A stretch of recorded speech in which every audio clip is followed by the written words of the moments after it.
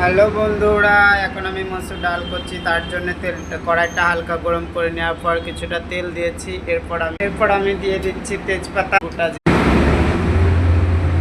আমি পাঁচফোড়ন আর দুইটা দিয়ে দিচ্ছি শুকনো আর কাঁচা লঙ্কা। দেখুন বন্ধুরা, এরপর হালকা আছে ওটা কিছুটা ভেজে নিতে হবে। দেখুন আমি কিছুটা ভেজে নিচ্ছি হালকা করে। টমেটো কোচানো, দেখুন আমি টমেটো কোচানো দিয়ে দিলাম। উঠছে কেমন হচ্ছে আপনারা একটু দেখে বলবেন, কমেন্ট করে জানাবেন। চ্যানেলটাকে সাবস্ক্রাইব করে দিয়ে পাশে থাকবেন। কিছুটা ভাজা হচ্ছে, আমি তার জন্য আমার কিচেনটা দেখিয়ে দিচ্ছি। দেখে নিন, এটা আমার কিচেন। তো এটা আমার পেস, এখানে আমি চপিং করি। এগুলো সব কিছু ধোয়া, বেসিং ধোয়াধুয়ির জন্যে। এটা ফ্রিজ। তো বন্ধুরা, যদি আপনারা কখনো শিলিগুড়ি আসতে চান বা আসেন, তাহলে আপনারা শিলিগুড়ি কোটমোড় কর্পোরেশনের সামনে আমাদের বাঙালি পেটুক। তো চলো বন্ধুরা, দেখা যাক পেঁয়াজটা কতদূর ভাজা হয়েছে।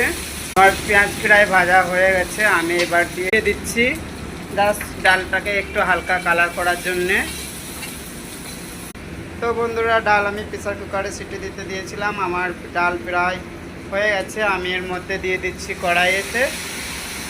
হ্যালো বন্ধু, দেখছেন ডালটা আমার প্রায় কমপ্লিটেড হয়ে গেছে। স্বাদ মতো এবার পরিমাণে আমি কিছুটা লবণ দিয়ে দেবো। দেখুন আমার ডাল কমপ্লিট হয়ে গেছে। এবার আমি ডালটাকে নামিয়ে নেব। আমার কমপ্লিট হয়ে গেছে, এই দেখুন ডাল কমপ্লিট। তার সাথে সাথে আমার ডাটা সর্ষেও কমপ্লিট হয়ে গেল।